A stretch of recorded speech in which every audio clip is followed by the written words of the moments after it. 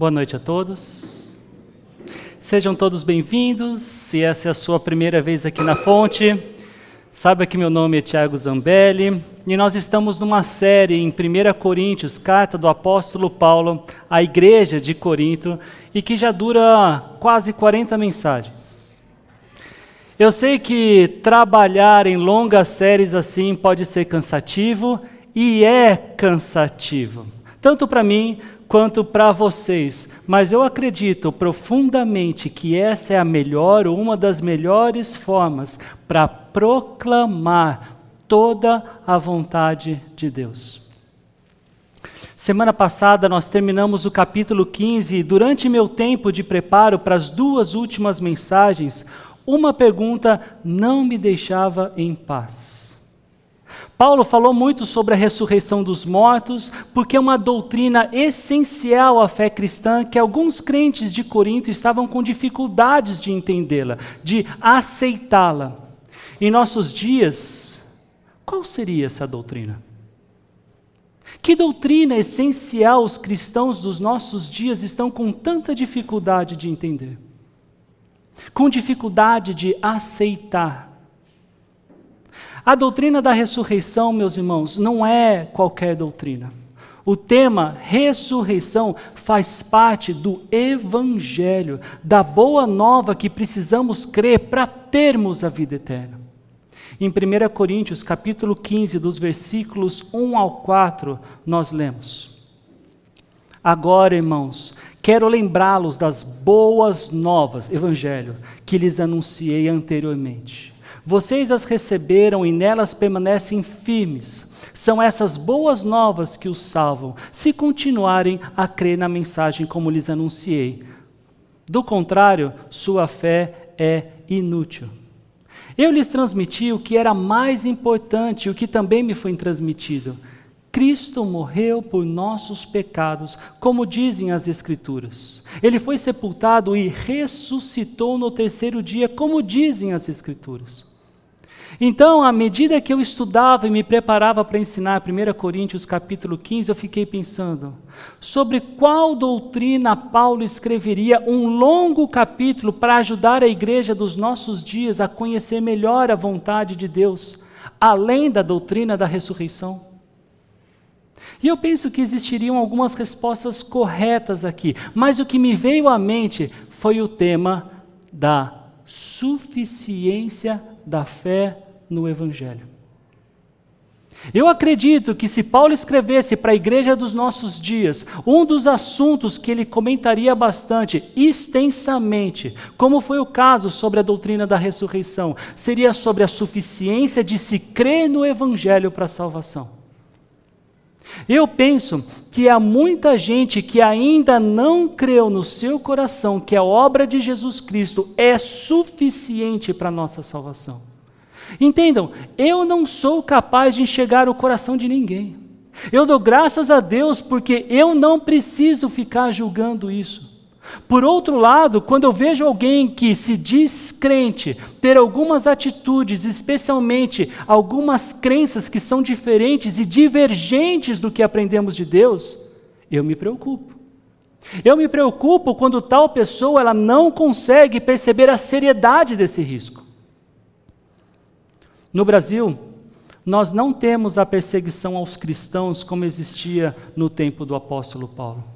Naquela época, se identificar como cristão, ser batizado em nome de Cristo, trazia um enorme risco para a pessoa e para a sua família.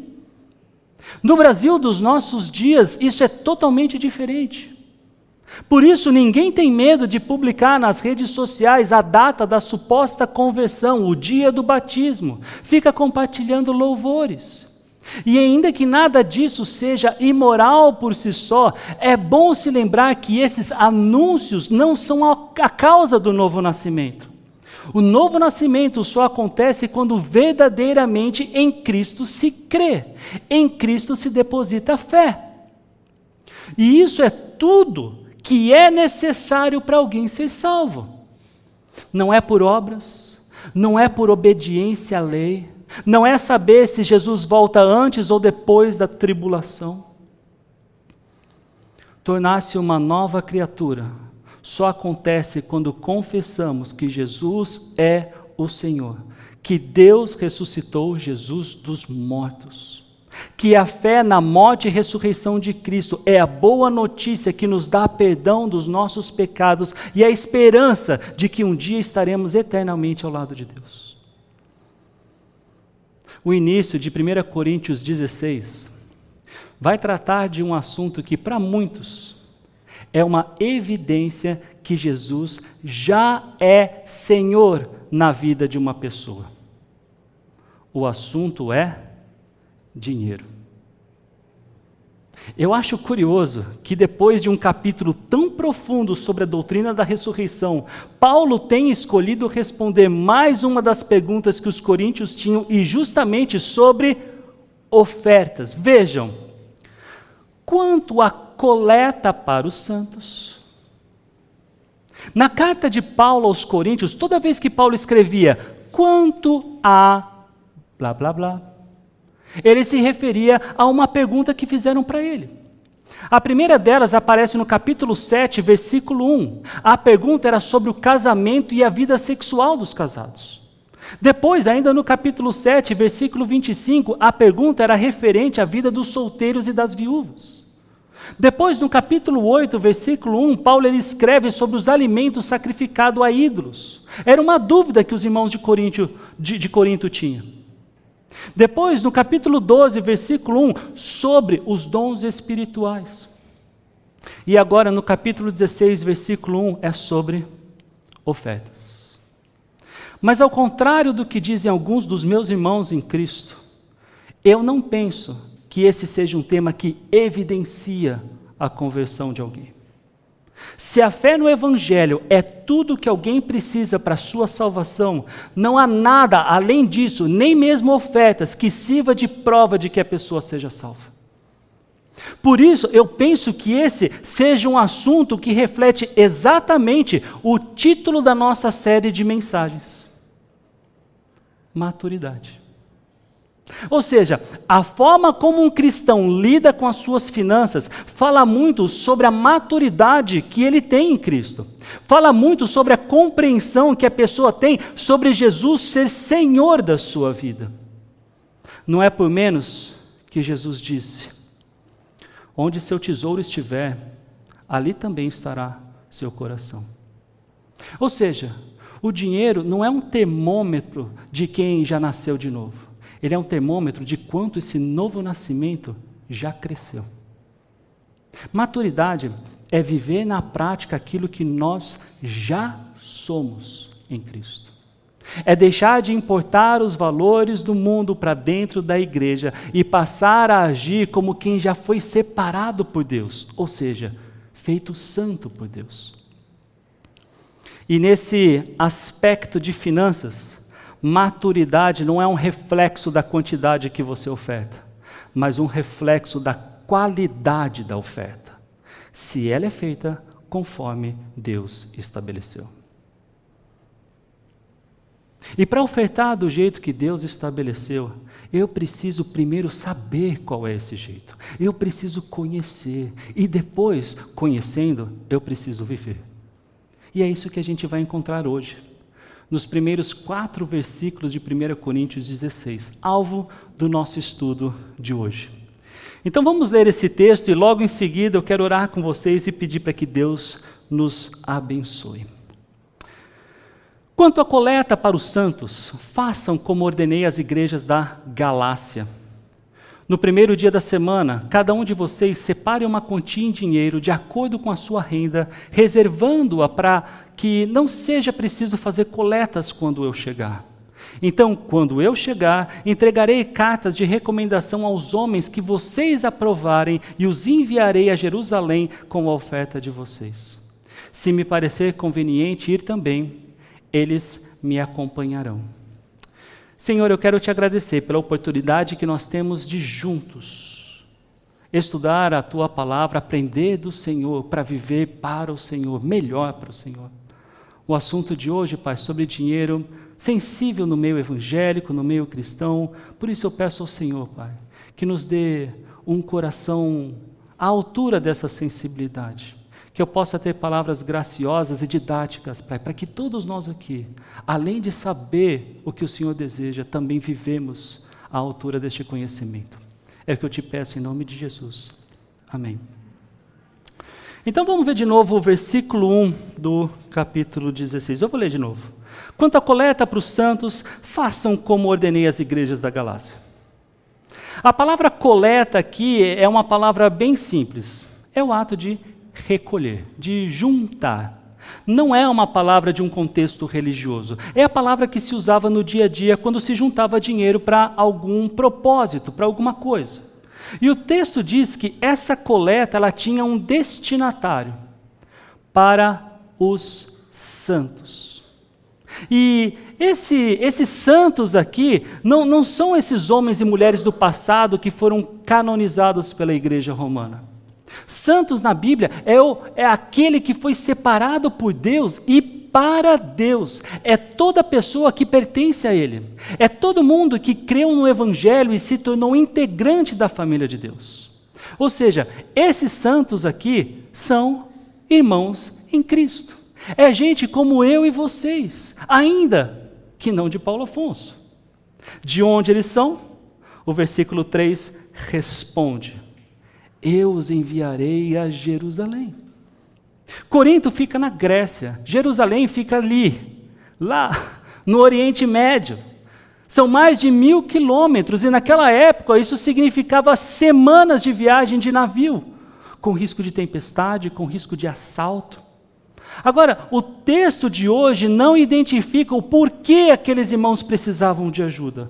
Paulo, para os coríntios, ele não explica nessa carta. E o motivo parece ser bem simples. Eles já conheciam o motivo. Nós sabemos o porquê por outras cartas de Paulo, como lá em Romanos, capítulo 15, versículos 25 a 27. Agora, porém, estou de partida para Jerusalém, a serviço dos santos, pois a Macedônia e a Acaia tiveram a alegria de contribuir para os pobres que estão entre os santos de Jerusalém. Tiveram prazer nisso e, de fato, são devedores aos santos de Jerusalém, pois se os gentios participaram das bênçãos espirituais dos judeus, devem também servir a vocês com os seus bens materiais. Então, o destinatário desses recursos eram pobres cristãos que estavam em Jerusalém. Lá muita gente havia se convertido durante as festas, gente que estava de passagem e acabou ficando por lá, sem emprego, sem casa, sem família por perto. Além disso, em Atos 11, a gente lê que houve uma fome grande naquela região. E além de tudo isso, ainda tinha perseguição.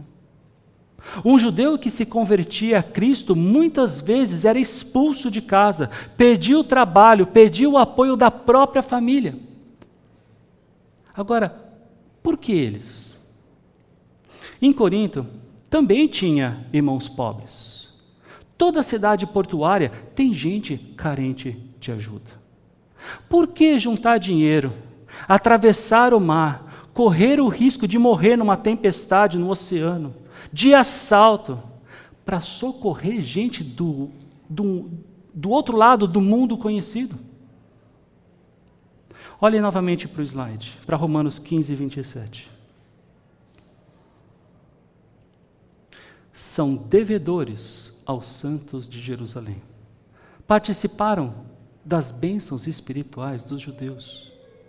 Paulo está dizendo que Corinto tinha um sentimento de dívida com Jerusalém, porque foi dos judeus que surgiu o Evangelho. O Evangelho chegou em Corinto saindo de Jerusalém. Quem foram os primeiros a crer? Judeus. De qual povo era o Messias que morreu e ressuscitou? Dos judeus. Ou seja, meus irmãos, os coríntios não descobriram Jesus sozinho. A boa notícia que eles creram veio de Jerusalém. Alguém saiu de lá, se arriscou e contou o que eles precisavam ouvir para que não andassem mais nos caminhos que tinham antes de conhecer Cristo. E Paulo diz assim: vocês receberam deles as coisas espirituais, agora sirvam a eles com as coisas materiais. Aquilo que os coríntios receberam não tinha como ser pago, mas eles podiam demonstrar gratidão. Uma pergunta que pode nos ajudar a aplicar o que nós temos ouvido agora aqui. O que é que eu vou fazer com o que eu recebi de graça, mas foi caro para quem deu?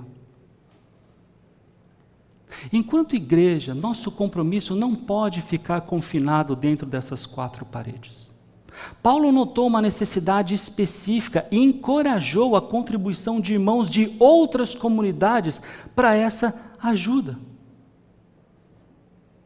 E da forma como Paulo coloca, quando ele diz, como ordenei as igrejas da Galácia, mostra que, primeiro, não é uma sugestão. Aqui é o apóstolo apresentando a sua autoridade como instrutor das verdades de Deus. Segundo, é que a regra não é somente para Corinto ou para Galácia.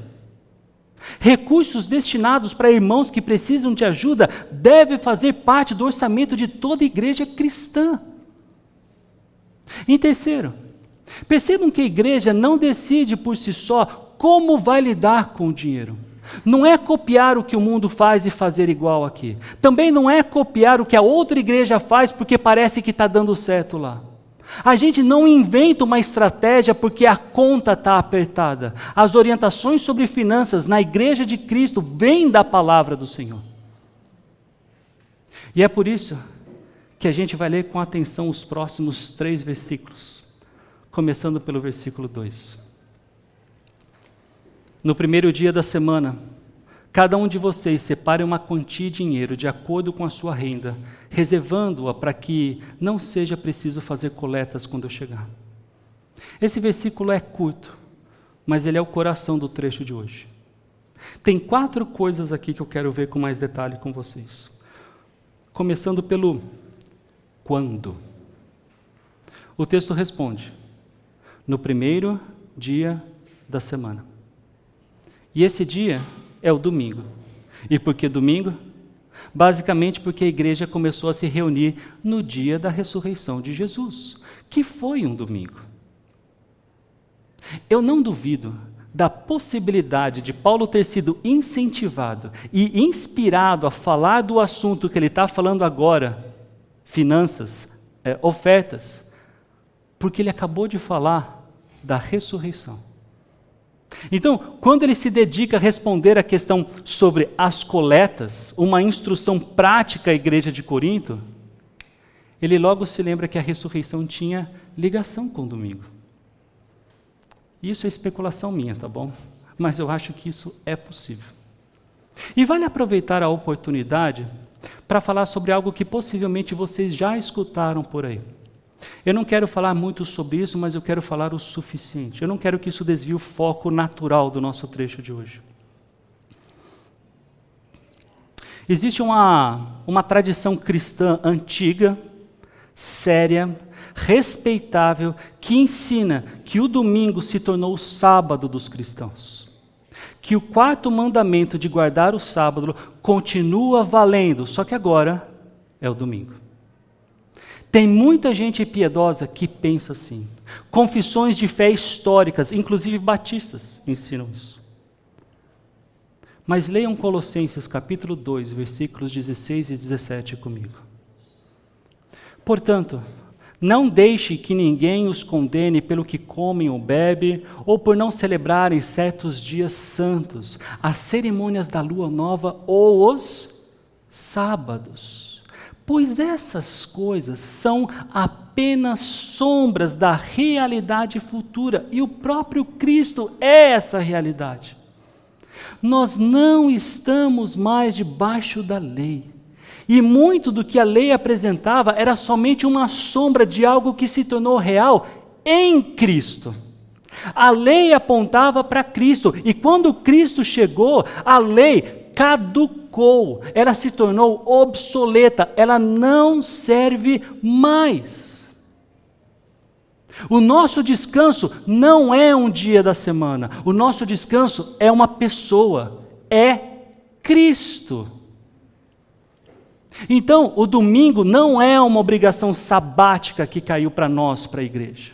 Eu não guardo o domingo porque o quarto mandamento me obriga. Eu venho aqui no domingo porque é o dia que, como igreja, historicamente, nos reunimos. E não falo como se o domingo fosse um qualquer dia. Se fosse assim, Paulo não teria falado do domingo. Teria sido, vocês dão aí qualquer dia, quando der, quando você se lembrar. Então, o dia ainda importa, mas ele não importa como se fosse lei. Ele importa porque é o dia que nós nos reunimos. Isso nos leva a pensar que as ofertas não são somente um ato de adoração individual. Era e é um ato de adoração comunitário. É cada um separando uma quantia em dinheiro, diz o texto, para ser ofertada com os outros irmãos, num dia específico, no dia que o Senhor Jesus Cristo ressuscitou. O segundo ponto que eu quero destacar primeiro foi quando, agora é quem. E o texto diz, cada um de vocês. Naquela igreja de Corinto, uma cidade portuária, tinha gente de todos os cantos, de todas as classes. Tinha escravos que não recebiam salário, tinha trabalhadores que recebiam por dia de trabalho e não sabiam se no dia seguinte teriam serviço. Tinha gente com dinheiro, com muitas posses, ainda que elas fossem a minoria. Paulo está escrevendo e se referindo a todas essas pessoas. Ele não faz uma lista de quem tinha mais dinheiro e de quem tinha menos dinheiro. Ele não isentou os mais pobres e nem responsabilizou os mais ricos por serem mais ricos. Essa é uma responsabilidade de cada membro da igreja diante do Senhor. É uma decisão e uma ação pessoal, que não é uma prestação de contas ao pastor ou uma comissão financeira da igreja. As ofertas que nós fazemos é com o testemunho e os olhos do Senhor, é entre você e Deus. E isso nos leva ao terceiro ponto que eu destaco, o como. O texto diz, separe uma quantia. Depois, reservando-a. Separar é tirar de um lado e pôr do outro. Reservar é guardar, é ir juntando. Ou seja, isso é planejado. Isso não é uma decisão feita na hora. Em outras palavras, sabe o que Paulo está dizendo? Gente, eu não quero ter que chegar aí e ficar levantando dinheiro, insistindo, cobrando, passando o chapéu. Sabem por quê? Porque dinheiro juntado na pressa é dinheiro juntado na pressão. E oferta arrancada na pressão não é adoração, é constrangimento. Paulo não queria isso em Corinto e em lugar algum. Não é o apelo do pastor que deve lhe fazer contribuir. Não é porque a igreja está em crise que a sua contribuição precisa aparecer ou ser maior. É planejado, é com frequência estabelecida. Isso tem reflexo no que nós chamamos de fidelidade. Fidelidade não é contribuir com mais dinheiro. Fidelidade é quando fazemos com base no que Deus ensina e não movido meramente às emoções.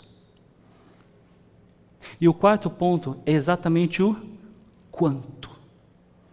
O texto bíblico diz, de acordo com a sua renda. Uma forma mais literal, e eu acredito até que mais direta com que essa expressão significa, é conforme prosperou. É de acordo com como as coisas estão para você. Numa igreja que tinha pessoas sem salário fixo, com pessoas diaristas, isso se encaixava e se encaixa perfeitamente. Pode ser que numa semana não teve trabalho, mas pode ser que numa outra semana as coisas foram melhores. Na semana apertada, a oferta é menor. Na semana que correu bem, separa mais. A quantia varia, mas o ato de ofertar, não. Percebam que Paulo está respondendo justamente a pergunta, quanto é que eu devo dar?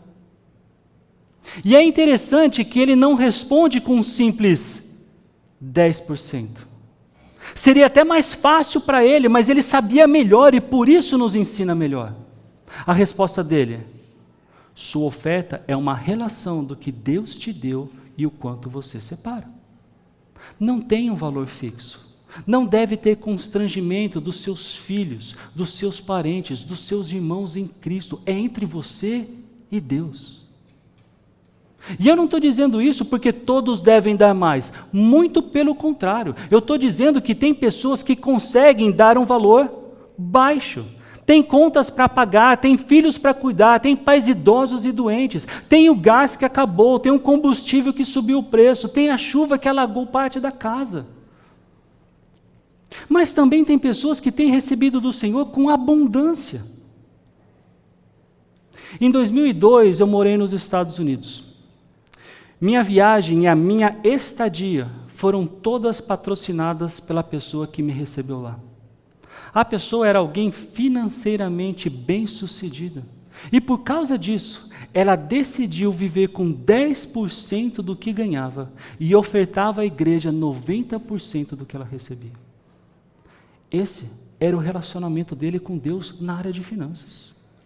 Era entre ele e Deus. Ele podia fazer assim, se quisesse fazer assim, e alegremente fazia assim. Mas eu falo de novo, a questão com Deus não é sobre a quantidade de dinheiro que você oferta, mas se a sua oferta é de acordo com o que Ele nos ensina a fazer.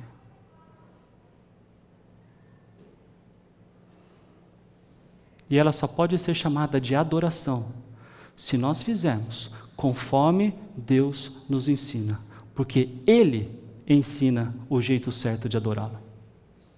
Nós não adoramos Ele de qualquer forma. Tem um detalhe nesse versículo que se perde fácil também na tradução do grego para o português. O verbo aqui no grego, ele está numa forma que indica algo que aconteceu com a pessoa. Não é algo que ela fez sozinha. Para os universitários, é porque o verbo está na voz passiva. A tradução, a edição Almeida, Revista e Atualizada, ela traduz assim: conforme tiver prosperado. Não é conforme você produziu, é conforme as coisas foram bem para você. Da perspectiva bíblica, o que você produziu, o que você trabalhou, o que você fez, foi tudo porque Deus é quem lhe deu. A saúde, a oportunidade de trabalho, a sua habilidade. Então, quando, quem, como e quanto? Quando? No dia em que a igreja está reunida como adoração. Quem? Cada um, o que tem muito e o que tem pouco. Como? Separado antes, decidido e não improvisado. Quanto? Conforme Deus deu a você. Daí Paulo continua a sua carta. Então, quando eu chegar, entregarei cartas de recomendação aos homens que vocês aprovarem, os enviarei a Jerusalém com a oferta de vocês. E agora nós começamos uma parte que quase nunca se é falado. O que acontece com o dinheiro depois que ele é ofertado? E eu começo apontando a sua atenção aqui. Olhem para o texto. Quem é que escolhe as pessoas que vão levar esse dinheiro? Não é Paulo. São os homens que vocês, ele está falando para a igreja de Corinto, aprovarem. Meus irmãos, pensem em quem está falando isso, em quem está escrevendo essa carta. É um apóstolo. É o homem que plantou aquela igreja. É o homem que acabou de dizer no versículo 1 que ele ordenou. Ele tinha autoridade de verdade e dada por Cristo. E justamente aqui, no ponto onde tem dinheiro envolvido, ele para. Ele não indica ninguém. Ele não fala assim: quando eu chegar, eu escolho os homens da minha confiança. Pelo contrário, ele diz: vocês escolhem. Eu escrevo as cartas. Vocês escolhem. E outra coisa para chamar a atenção, não é uma pessoa, está no plural, são homens. E olha que interessante, o jeito como Paulo age aqui não é exceção, é o padrão do Novo Testamento. Para a igreja, para quem lidera a igreja. Em 1 Pedro capítulo 5, versículos 2 e 3. Pastoreiem o rebanho de Deus que está aos seus cuidados. Olhem por ele, não por obrigação, mas de livre vontade, como Deus quer. Não façam isso por ganância, mas com o desejo de servir. Não hajam como dominadores dos que foram confiados a vocês, mas como exemplos para o rebanho. Prestem atenção em duas coisas que o apóstolo Pedro coloca aqui, lado a lado. A primeira é ganância. Ele está falando com pastores e precisa avisar sobre dinheiro. Isso já diz muita coisa sobre o tamanho do risco. A segunda palavra é dominadores. Não sejam como dominadores do que lhes foram confiados. Então percebam a expressão. Os que lhe foram confiados. A igreja não pertence ao pastor. Ela foi confiada. E quem recebe uma coisa confiada não faz o que ela quiser com ela. É por isso que o autor de Hebreus escreve que os líderes cuidam da igreja sabendo que vão prestar contas ao Senhor. Meus irmãos, todos os pastores vão prestar contas, todos, eu estou incluído nisso. E se eu vou prestar contas lá, o mínimo que se espera é que eu preste contas aqui também. O pastor que não presta contas aqui é justamente aquele que age como dono, e o dinheiro é quase sempre o primeiro lugar onde isso aparece. Agora, voltando os nossos olhos a Paulo novamente, ele podia ter feito diferente. Ele tinha autoridade, ele tinha prestígio, tinha a igreja plantada por ele mesmo. Ele podia ter dito: eu escolho os homens, eu levo o dinheiro, confia em mim. Mas não foi assim que ele fez. Ele disse: vocês escolhem, eu vou junto. Isso é sabedoria. Dinheiro é uma área muito delicada para não levarmos a sério, para não tratarmos com cuidado. Em 2 Coríntios 8, 20 e 21, nós lemos: queremos evitar que alguém nos critique quanto ao nosso modo de administrar essa generosa oferta, pois temos procurado fazer o que é correto, não apenas aos olhos do Senhor, mas também aos olhos dos homens. E essa é uma bela explicação do porquê Paulo decidiu agir desse jeito, e o porquê nós também prestamos atenção, precisamos prestar atenção nisso. Tem esses dois lados: ser honrado diante do Senhor e ser visto como honrado diante das pessoas. Tem gente que acha que a segunda parte não importa, que basta estar com a consciência limpa diante de Deus e o resto é problema dos outros. Paulo não pensava assim. Sabem por quê? Porque ele estava carregando mais do que dinheiro. Ele estava carregando o Evangelho. Se aparecesse uma história mal contada sobre aquela oferta, não era a reputação de Paulo que caía, era a reputação da mensagem que ele pregava. Ia ter gente em Corinto dizendo: viu? Eu falei que aquilo ali tinha falcatrua. Então, prestação de contas não é desconfiança dos irmãos, é prestação de contas. A prestação de contas é a proteção do Evangelho. E eu quero dizer isso com todas as letras aqui hoje, porque é muito fácil de se entender errado. Quando uma igreja trabalha com transparência, quando ela tem pessoas cuidando das coisas, isso não é sinal de que os irmãos são suspeitos uns dos outros. Isso é sinal de que a igreja entendeu que aquele dinheiro tem o nome de Deus nele. Agora, tem mais uma coisa que eu quero dizer sobre esse versículo. A palavra oferta, que está na última linha aqui do nosso slide, no final do versículo, não é a mesma palavra no original que está lá no versículo 1. A palavra aqui, literalmente, é a palavra graça. Literalmente, o que Paulo escreveu ali foi: a graça de vocês. E o que é graça mesmo?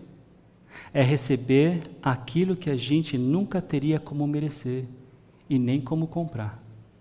É Paulo chamando o dinheiro daqueles irmãos de graça. Por quê? Porque aquilo não começou neles, aquilo começou em Deus. Deus deu primeiro, Deus deu o Filho, Deus deu perdão para gente que não merecia, Deus deu vida onde só tinha morte. E o que saía da mão daqueles irmãos no domingo era a mesma coisa que Deus tinha feito com eles, só que agora passando adiante. Isso nos ajuda a ver com clareza que tudo o que falamos até agora não é regulamento. Toda semana, cada um planejado, conforme Deus deu. Isso pode virar uma lista de obrigações e deixar a gente contando moeda, com a cara amarrada.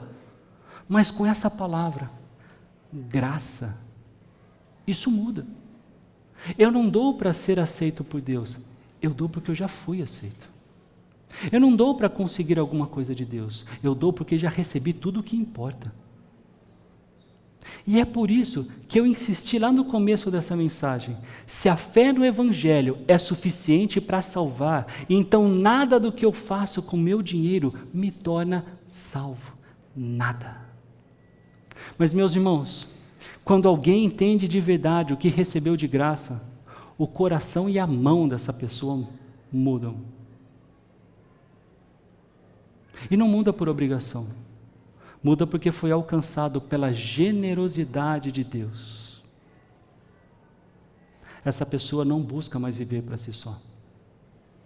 Aquela oferta não era só ajuda para uns irmãos pobres em Jerusalém. Aquela oferta era a graça de um Deus amoroso que nos usa para cuidar uns dos outros.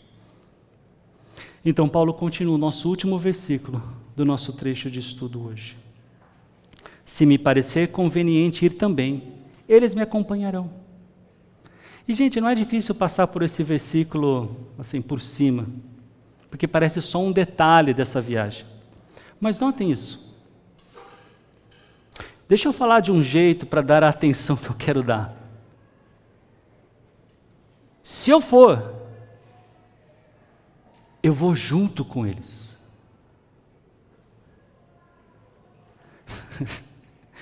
Tudo bem, eu não consegui, né? Paulo, ele não está dizendo, se eu for, eu levo o dinheiro e vocês podem ficar tranquilos.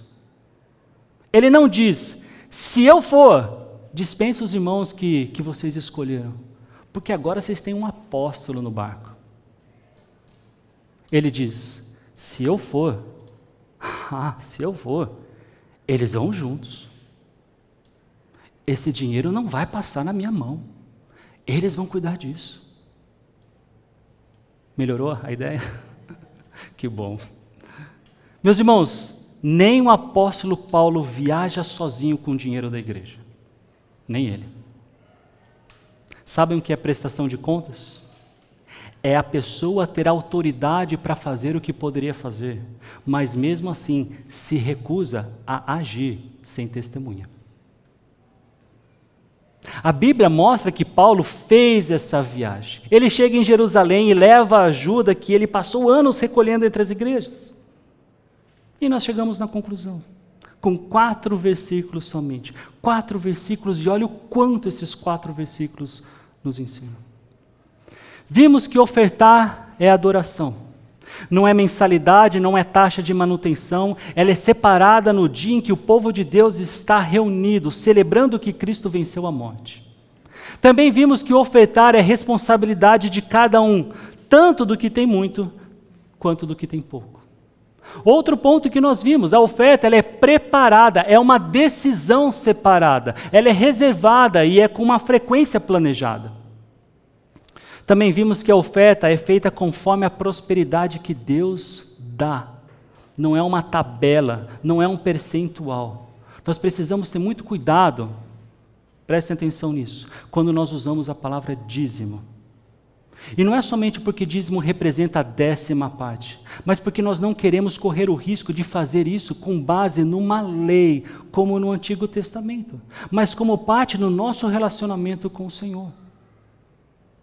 Nós ofertamos numa relação do que entra em nossas mãos e do que sai das nossas mãos. Também vimos o cuidado que é necessário se ter na gestão dos recursos. A semelhança do cuidado que o apóstolo Paulo tinha, a igreja também precisa ter esse cuidado, ligando todas essas ofertas com a boa gestão dos recursos recebidos. Com isso em mente, pensem nessas perguntas. A sua oferta é reflexo da sua adoração a Deus? A sua contribuição é baseada num planejamento ou na emoção do momento? Ela é frequente, tem uma frequência? Ou ela só acontece quando você decide contribuir? Sua oferta acompanha os recursos que Deus lhe tem dado? Eu quero dizer para vocês que a responsabilidade de lidarmos com finanças aqui na igreja não é só da comissão financeira ou do pastor. A forma como lidamos com o dinheiro aqui deve ser uma responsabilidade de toda a igreja. Fazer conforme Deus nos ensina não é somente do lado da entrega, da oferta, é também do lado que recebe. E a igreja, ela está dos dois lados. Todo o nosso recurso precisa ter uma gestão responsável. E isso não é invenção de uma administração moderna. Isso está no texto que nós acabamos de ler. Ainda que haja diferentes formas de fazer isso, desde que dentro dos princípios bíblicos, todas elas precisam ser feitas com a sabedoria de Deus. Cada igreja precisa olhar para o seu contexto e, com base nas Escrituras, fazer de forma que glorifica aquele que nós representamos. Isso aqui não tem a ver com auditoria, isso aqui não tem a ver com as leis do nosso país, ainda que tudo isso tenha o seu lado de importância. Nós precisamos e devemos fazer o que Deus nos ensina. O dinheiro que chega com uma adoração da igreja precisa ser administrado na mesma altura para a adoração do Senhor. Mesmo porque, como foi que Paulo descreveu a oferta que foi enviada pelos coríntios? Ele chamou de graça. A mesma palavra que descreve a causa da nossa salvação. Somos salvos por causa da graça de Deus. Essa graça que nos leva a ofertar como adoração, como resultado da maturidade que ganhamos à medida que conhecemos e vivemos a vontade de Deus. Hoje de manhã eu anunciei que esse seria o trecho que nós estudaríamos hoje. Eu falei que o tema envolveria dinheiro. Se você veio pensando que essa mensagem era sobre a igreja pedindo dinheiro, eu espero que você tenha percebido que não era. O que está em questão aqui não é a sua carteira, mas o seu relacionamento com Deus. Você não precisa dar nada para Deus te aceitar. Você não tem nada para dar. Eu não tinha, ninguém aqui tinha. O que Deus pede de você é que você creia, que você confesse com a sua boca que Jesus é o Senhor, e creia no seu coração que Deus o ressuscitou dentre os mortos. Só isso, e isso é suficiente. Meus irmãos, aquela igreja em Corinto, ela separou dinheiro toda semana para gente que eles nunca tinham visto, do outro lado do mar, que eles nunca iam conhecer nessa vida. Sabem por quê? Sabem por que eles fizeram isso? Porque eles tinham entendido que aquilo nunca foi deles. E porque eles sabiam de uma coisa que a gente aprendeu semana passada, no último versículo do capítulo 15, que no Senhor o trabalho de vocês não é inútil. Vamos orar? Mais uma vez, Senhor, muito obrigado. Obrigado pela Tua palavra que nos ensina. Obrigado pela Tua palavra que deixa claro, Pai, que as bênçãos que recebemos, muitas delas através do nosso trabalho, é o Senhor quem tem nos dado, é o Senhor quem nos tem abençoado. E que esse trecho, Pai, discipline o nosso coração para tanto ofertar biblicamente como o Senhor nos ensina, como para gerir, Pai, todo esse recurso de forma que adora o Teu nome. Nos ensine cada vez, Pai, e que enquanto comunidade nós fazemos isso para a honra e glória do Teu nome. É o que eu te peço em nome de Jesus. Amém.